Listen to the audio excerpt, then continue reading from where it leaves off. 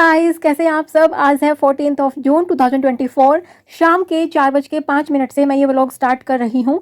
अभी मैं कर रही हूँ अपने पढ़ने की तैयारी, जो मैं आप सबके साथ में इस टाइम पे लाइव ग्रुप स्टडी करती हूँ, जिससे आप सबको बहुत फ़ायदा होता है। मुझे ये जान के बहुत खुशी होती है कि बहुत सारे मेरे पास कमेंट आते हैं कि मैम हमारा पढ़ने का मन नहीं करता था, दीदी आपकी वजह से हमें इतना मोटिवेशन मिलता है, हम पढ़ाई कर पाते हैं अच्छे से आपके साथ। लाइब्रेरी जैसा फील आता है कि हम ग्रुप स्टडी कर रहे हैं एक लाइब्रेरी में बैठ के। तो thank you so much guys live को इतना पॉजिटिव रिस्पांस देने के लिए। बहुत सारे क्वेश्चन है कि आप लाइव किस किस टाइम पे आते हो, तो मैं ना कम्युनिटी पे पोस्ट कर देती हूँ। कोई फिक्स टाइम नहीं है, जैसे कि आप सब जानते हैं समर वैकेशंस चली हुई हैं बच्चे की, तो बच्चे के हिसाब से मेरे को अपना पूरे दिन का रूटीन मेंटेन करके रखना पड़ता है। और कुछ लेडीज़ का मेरे पास कमेंट आता है कि हम पढ़ाई कैसे करें, बच्चा बहुत छोटा है, टाइम नहीं मिलता है।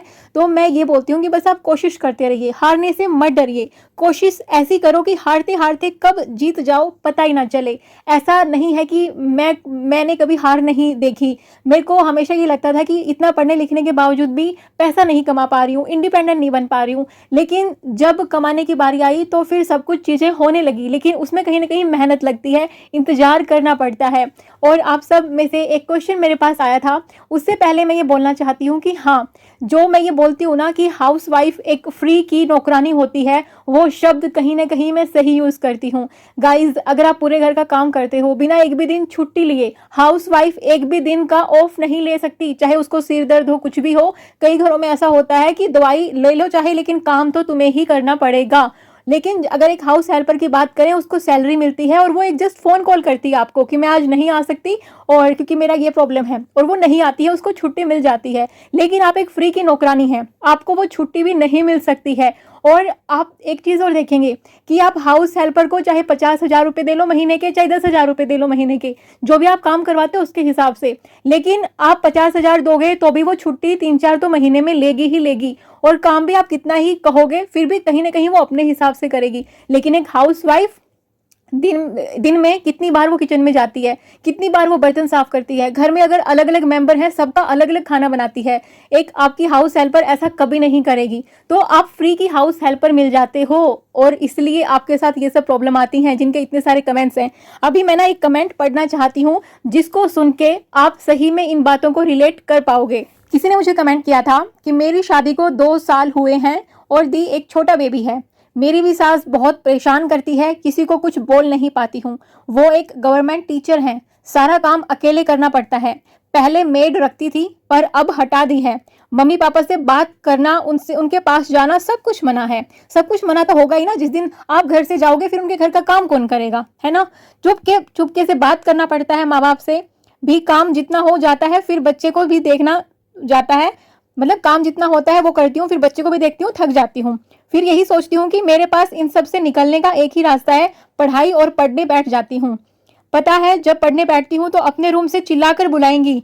और क्यों बुलाती हैं? क्योंकि फ़ोन उनके रूम में थोड़ी सी दूर पे चार्जिंग पे लगा होता है, और बोलती हैं कि ये फ़ोन निकाल के दे दो।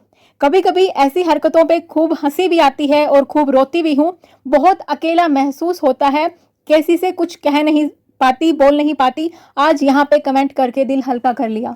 तो आप समझ रहे हैं, मतलब एक नौकरानी उनके घर में थी, मेड पहले से थी, लेकिन जब इनका शादी हुआ तो मेड को हटा दिया गया, क्योंकि फ्री में अभी मेड मिल गई ना। बहुत सारे घरों में ऐसा होता है गाइस कि जब एक बहू आती है तो उसको बोला तो जाता है कि बेटी बना के रखेंगे, लेकिन सीरियसली में बहुत सारे घर एक नौकरानी लेके आ रहे होते हैं, फ्री की नौकरानी, जहां पे वो उनके मन मुताबिक सारा काम करेगी, और सैलरी के नाम पे एक पैसा भी नहीं मिलेगा। और सैलरी की तो बात छोड़ो, मेरे पास बहुत सारे कमेंट आए हैं, और ये रियलिटी है कि घर का हम सारा काम करते हैं ससुराल में, लेकिन जब कोई सामान लेने की बारी आती है तो बोला जाता है कि अपने घर से लाओ।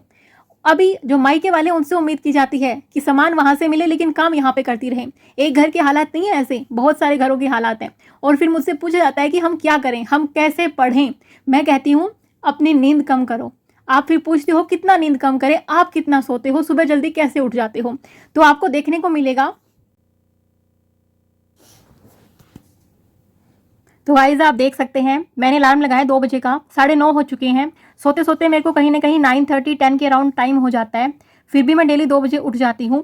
लेकिन मैं ये कहती हूँ आप चाहे ऐसा ना करें, 5 घंटे की नींद लें। 5 घंटे की नींद जरूरी है रात को, और दिन में आप एक नैप ले लें। ये अगले दिन का आप देख सकते हैं वीडियो, 15 जून 2024, 2 बजे मेरी सुबह हो चुकी है। तो आज मैंने 4.5 घंटे के राउंड नींद कंप्लीट की। उसके बाद भगवान जी का नाम लेके अपने दिन को शुरू किया। आगे मैंने कैसे पढ़ाई की, क्या प्रोसेस की, नेक्स्ट व्लॉग में आपको देखने को मिलेगा।